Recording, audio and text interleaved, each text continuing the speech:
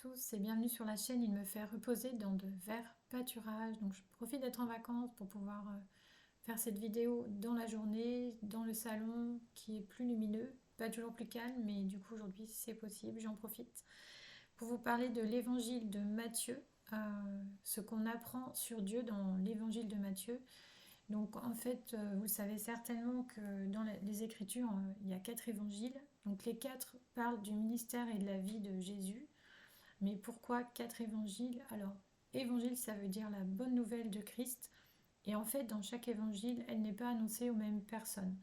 Donc l'évangile de Matthieu s'adresse particulièrement au peuple juif. Cette bonne nouvelle, du coup, est annoncée aux juifs avec les termes qu'ils connaissent de l'Ancien Testament. Ils attendaient un Messie. Donc le Messie, c'est le libérateur désigné et envoyé par Dieu.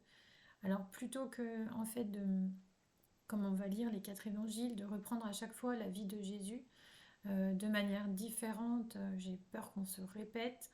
Donc j'ai pensé plutôt prendre les noms de Dieu qui sont dans chaque évangile. Euh, Sachant que donc j'ai créé des playlists, s'il y a certains noms qui vous intéressent plus que d'autres, vous pouvez toujours aller voir dans la playlist pour approfondir un petit peu. Mais là, on va surtout voir par rapport au peuple juif. Alors Jésus avait dit qui m'a vu a vu le Père, donc qui m'a vu a vu Dieu. Donc on va, en étudiant un peu plus Jésus, on va aussi voir qui est Dieu. Alors, ça commence avec fils de David, et c'est vrai que l'évangile de Matthieu commence par une généalogie qui remonte jusqu'au roi David pour attester au peuple juif que Jésus descend de la lignée et est affilié à la royauté. Donc Jésus est le roi des rois, il est roi, et c'était donc bien lui, le fils de David. Fils d'Abraham, la généalogie donc remonte aussi jusqu'à Abraham. Donc pour le peuple juif, Abraham c'est le père de la foi. C'était pour leur prouver que Christ est le roi et le Messie du peuple d'Israël. Jésus connaissait la loi juive, il l'a citée à plusieurs reprises, donc il s'est adressé à eux, lui, la postérité de David, et lorsqu'on met notre foi en Dieu, en Christ, nous aussi nous sommes affiliés donc à la lignée d'Abraham. Jésus, donc c'est un nom qui apparaît plus de 700 fois dans les évangiles. Ça signifie en grec Dieu sauve ou Dieu délivre. Donc c'est Jésus notre sauveur. On peut recevoir le salut en son nom, dans sa personne, la personne de Jésus. Emmanuel, Dieu avec nous. Donc c'est intéressant justement pour montrer la divinité de Jésus. C'est Dieu avec nous, donc la présence de Dieu sur la terre, en la présence de Jésus, notre Emmanuel. C'est aussi, donc dans l'évangile de Matthieu, un chef qui paîtra Israël comme un bon berger qui fait paître ses brebis. Et Jésus dira plus tard, j'ai aussi d'autres brebis qui ne sont pas de cet enclos, puisque le salut actuellement est offert non plus seulement au peuple juif, mais à tous les peuples, à tous ceux qui croient en Jésus et qui naissent de nouveau. Le petit enfant.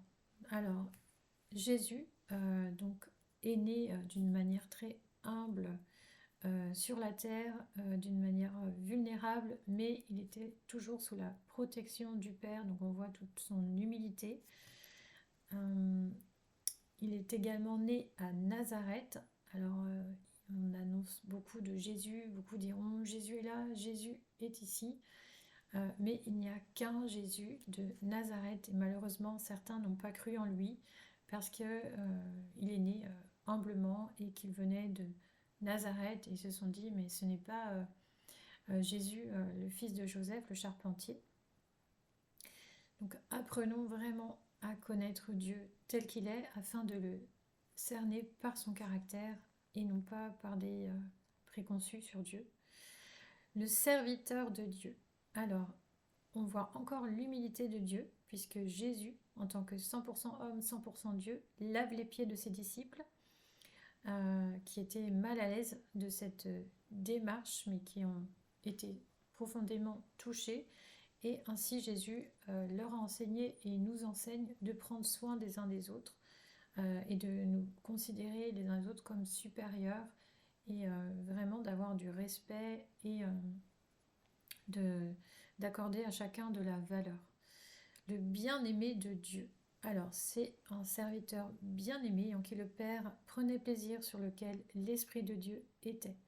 Donc, nous avons un Dieu qui prend plaisir dans ses bien-aimés, qui promet et qui distribue volontiers son Saint-Esprit à tous ceux qui le demandent et qui ont le cœur bien disposé, qui le reconnaissent dans la personne de Dieu.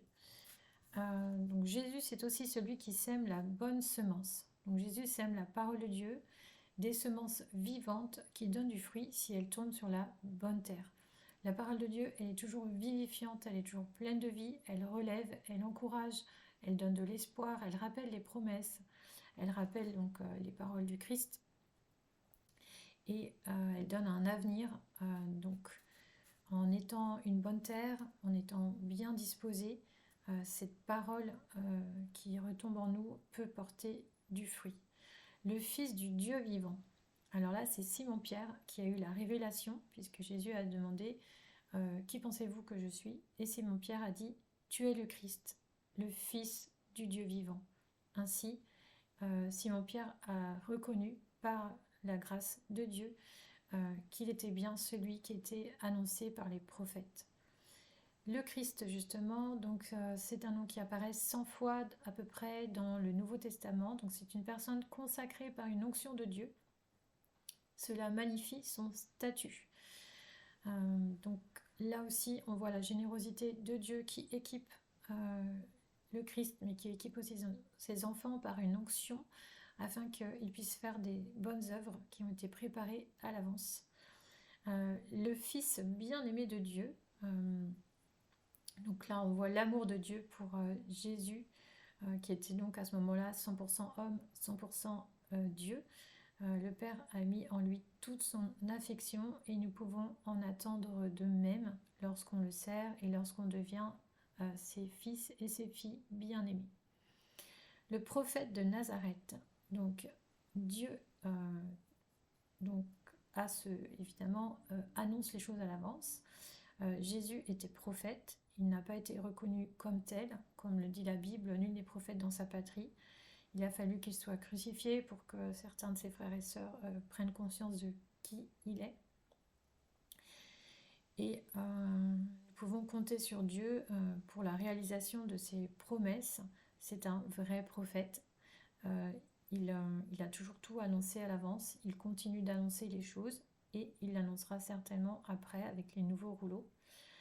Et enfin, Dieu se présente à nous comme notre époux, c'est-à-dire quand il s'unit à nous de manière éternelle, une manière parfaite en amour.